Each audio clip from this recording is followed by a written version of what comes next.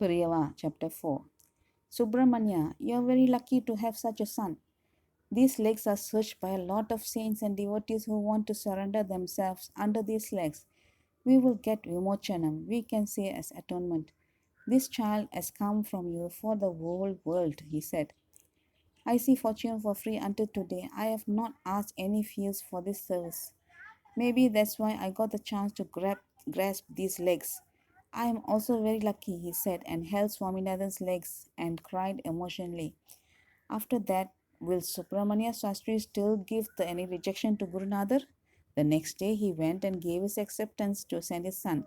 But he had a heavy heart and also was happy, and both parents went and sent Swaminathan to the 66th Pidadibadi. 67th Pidadibadi has passed away in a few days. 68th Pidadibadi was Swaminathan with a new name, Chandrasekhara Saraswati. Chandrasekharendra Saraswati, in new name, took charge on February 13, 1907. He was the only aged 13. This 13-year-old child later was known as Periyava and was respected by the whole world.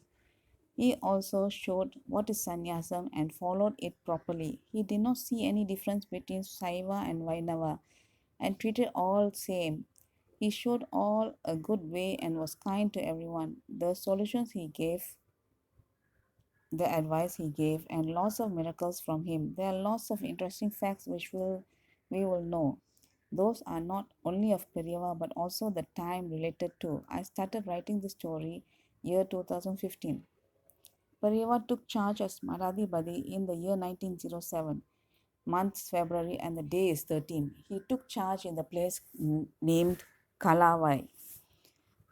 But after that, very soon, that is in the month of May, he went to Kumbakonam, which is the head of Pidadimadi.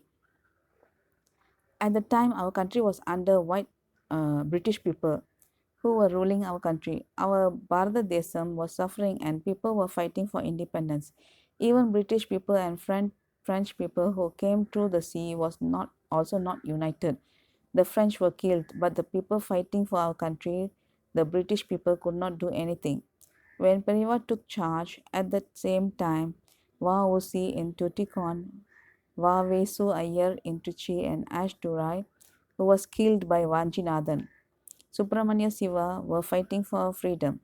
Our country freedom was a big necessary, was the first priority, and the second only was Anmigam, that is spiritual, was to be kept high and important too, to keep it necessary.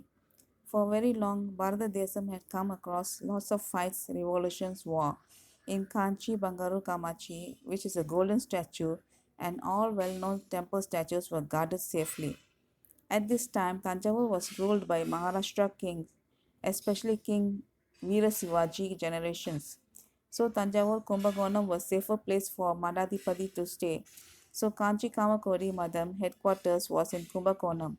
Periyava also stayed here and did his duties. He first took part in Tiruvannaikaval Kovil temple, Kumbhavishayam. Ahilandeswari Amman and Kanchi Madam has lots of connections in common.